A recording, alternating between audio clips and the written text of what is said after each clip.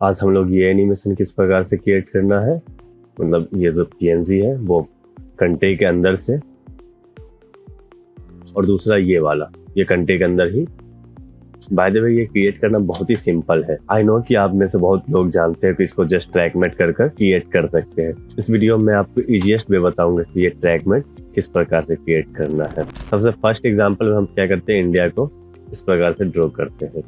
India के flag को यहाँ पर लाते हैं और स्पेस करके इसे बड़ा करके फिट कर लेते हैं। देखो अब किसी भी चीज को आपके कंट्री में फिट करना है, जस्ट F4 क्लिक कर ये ट्रैकमेट का ऑप्शन ले आना है। उसके बाद इस फ्लैग को ट्रैकमेट वाले ऑप्शन से शेप लेयर से ट्रैकमेट कर देना है एंड आपका जो फ्लैग है वो इसके अंदर फिट हो जाएगा। एंड चाहो तो आप इसके ब्लेंडिंग मोड को चेंज वगैरह कर सकते हो। अब यहाँ पर मैं एक PNG इंपोर्ट किया हूँ मोदी जी का, इसे मैं स्केल करके छोटा कर लेता हूँ। इसको मुझे इसके अंदर से दिखाना है एनिमेट कर इसे थोड़ा और छोटा करना पड़ेगा। एंकर पॉइंट को मैं यहाँ पर ले आता हूँ ताकि ये यहाँ से छोटा हो। इसके अंदर अब फिट कर लेते हैं यहाँ पर। अब मैं चाहता हूँ कि ये नीचे का पार्ट जो है वो नहीं दिखे और जो ऊपर का पार्ट है वो इंडिया के अंदर दिखे। जस्ट मैं क्या करूँगा, इस ट्रैक मैट को, इस PNG को इंडिया के वो शेप लेयर से मैट कर दूंगा एंड ये इसके अंदर फिट हो जाएगा। अब मैं P क्लिक कर इसके पोजीशन को इस तरह से एनिमेट कर सकता हूँ। यहाँ पर इसको थोड़ा सा नीचे ले जाऊंगा एंड दोनों को सिलेक्ट करके F9 प्रेस कर ग्राफ फीडर में आकर, एंड अगर हम एनिमेशन को देखें देखो ये इस प्रकार का हो चुका है। बट ये तो खैर बहुत ही सिंपल था, PNG को इस प्रकार से करना था। अगर मुझे इस PNG को इसके बाहर दिखाना हो इस प्रकार से, लाइक मतलब इसके बाहर भी दिखना चाहिए और इसके अंदर भी दिखना चाहिए, उसके लिए मैं दूसरे कॉम्प में चला जाता हूँ। इस एग्जाम्पल की मैं बात कर रहा हूँ। अगर मुझे इस प्रकार का दिखाना हो तो वो किस प्रकार से करेंगे, तो उसके लिए हम क्या करते हैं, इन सारी चीज़ों को डिलीट कर देते हैं। इस तुर्की को सिलेक्ट कर पहले से हम ड्रॉ कर लेते हैं एंड ड्रॉ करने के बाद इसका नेम हम देते हैं जस्ट मेड फॉर फ्लैग। अगर आपको फ्लैग यूज करना है तो इसमें मुझे फ्लैग भी यूज करना है। इसे Ctrl D से डुप्लीकेट कर लेते हैं एंड इसका नेम देते हैं मेड फॉर PNG। ठीक है, यहाँ पर मैं दो क्रिएट कर लिया हूँ, दोनों का कलर मैं सियान कर लेता हूँ। अब मैं वो PNG को यहाँ पर इंपोर्ट किया हूँ, इसे छोटा कर लेता हूँ स्पेस कर और इसे इस तरह से फिट कर लेता हूँ। अब इस तुर्की वाले फ्लैग को भी यहाँ पर ले आते हैं और स्पेस कर एंकर पॉइंट को मैं यहाँ पर ले जाता हूँ ताकि इसे मूव करने में दिक्कत ना हो। नीचे वाले लेयर्स को थोड़ा सा ऑफ कर देते हैं, जस्ट मैं इसे फिट कर रहा हूँ।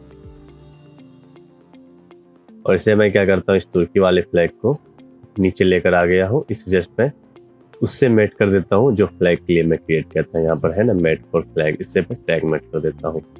हमारा जो फ्लैग है वो ट्रैक मैट हो चुका है। थोड़ा सा और स्केल होने की जरूरत है।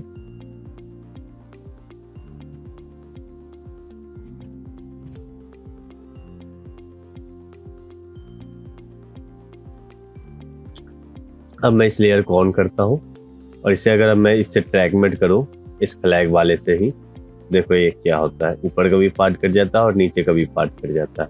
तो इसको फिक्स करने के लिए क्या करते हैं हम, ये जो मेड फॉर PNG इसे ऊपर ले आते हैं एंड इसे इनेबल में करके दिखा दूँ। ये जस्ट देखो सिंपल सा इस प्रकार का मैट है ना, इसको मैं क्या करता हूँ नो मैट कर देता हूँ फिलहाल के लिए, और इसे मैं नो मैट कर इससे जस्ट ट्रैक मैट कर देता हूँ। मेड फॉर जो PNG है इससे सिर्फ इस दोनों को देखते हैं। अब इसमें क्या है, मुझे ऊपर का पार्ट भी दिखाना है, तो उसके लिए क्या करना पड़ेगा, ये जो मेट है इसे मुझे ऊपर से अगर मैं फिल कर दूँ तो ये दिखने लगेंगे। इसको फिल करने के बहुत सारे ऑप्शन, सबसे इजीएस्ट ऑप्शन तो ये है, जस्ट आप यहाँ से रेक्टेंगल सिलेक्ट कर और ये लेयर को सिलेक्ट कर यहाँ से ये शेप वाले ऑप्शन को सिलेक्ट कर इस प्रकार का एक रेक्टेंगल क्रिएट कर दो इसके अंदर, एंड आपका जो मेट है वो क्रिएट हो चुका है। जस्ट मैं इन सारे लेयर्स को ऑन कर दिखाऊं, ये मेट को ऑफ करना पड़ेगा क्योंकि ये मेट है। एंड देखो हमारा जो है वो इसमें फिक्स हो चुका है। चाहो तो आप इसके पोजीशन को एनिमेट कर सकते हो इस प्रकार से, है ना, आप इस प्रकार से पोजीशन को एनिमेट कर सकते हो। ये सबसे इजीएस्ट ऑप्शन था, लेकिन कभी कभी क्या होगा, ये रेक्टेंगल क्रिएट करने से काम नहीं चलेगा। तो उसके लिए आप क्या करना है, यहाँ पर राउंडेड रेक्टेंगल यूज कर सकते हो या फिर एलिप्स यूज कर सकते हो या फिर पॉलीगन टूल यूज करते हो या फिर स्टार टूल यूज कर सकते हो अपने शेप लेयर को फिल करने के लिए, या फिर आप यहाँ से पेन टूल लेकर इस प्रकार से रेक्टेंगल क्रिएट कर सकते हो इसके अंदर ताकि वो फिल कर दे, जिस तरह से मैं अभी क्रिएट किया हूँ। इसे अब मैं यहाँ से डिलीट कर देता हूँ। एंड सबसे बेस्ट तरीका ये है, थोड़ा सा ये डिफिकल्ट है, ये आपको हर जगह काम करेगा, वो है जस्ट क्या करना है उसके लिए, अपने मेट वाले लेयर पर इसे ओपन करना है एंड यहाँ पर कंटेंट्स आएंगे, इसे ओपन करना। उसके बाद जो आपका शेप लेयर हो या कंट्री नेम से कुछ भी हो, इसे ओपन करना एंड इसके अंदर जब आओगे, इसके ऊपर वाले पेंजी को मैं फिलहाल ऑफ कर देता हूँ। ये इसके अंदर आप देखो तो बहुत सारे तुर्की के नेम से शेप लेयर्स हैं, शेप के ग्रुप्स हैं।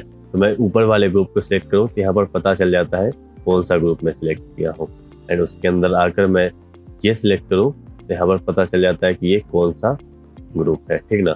और जैसे ही आप ये सिलेक्ट करोगे ना, आपका जो कर्सर है यहाँ पर देखो, सिलेक्शन टूल ले लूँ मैं, यहाँ पर देखो आपका कर्सर चेंज रहता है। अगर मैं दूसरा फोल्डर सिलेक्ट करूँ तो कर्सर चेंज नहीं होता है। दैट्स वाई आप देख लो फोल्डर सिलेक्ट कर ये जो कर्सर है वो सही है कि नहीं। जस्ट आप क्या कर सकते हो, इन सारे को सिलेक्ट कर सकते हो इस प्रकार से एंड ऊपर कर दो इस प्रकार से। शिफ्ट को होल्ड कर मैं ऊपर कर रहा हूँ एंड इस तरह से भी आप फिल कर सकते हो। अगर आपको प्रिसाइजली करना है तो जस्ट इसके अंदर आकर यहाँ पर 2 को सिलेक्ट करके एग्जैक्टली इस तरह से 2 को इंक्रीज कर सकते हो। 1 को सिलेक्ट कर किसी एक को सिलेक्ट कर उसे इंक्रीज कर सकते हो। इस तरह से आप किसी भी शेप को मॉडिफाई कर सकते हो ताकि आपका जो मेट है वो सही से फिक्स हो जाए एंड लास्ट में मेट तो ऑफ ही रहता है, जस्ट इसे ऑफ कर देना इस प्रकार से ताकि आपका जो एनिमेशन है वो बढ़िया से दिखे। सो आई होप कि आप इस वीडियो में कुछ नया सीखे होंगे। By the way, thank you for watching.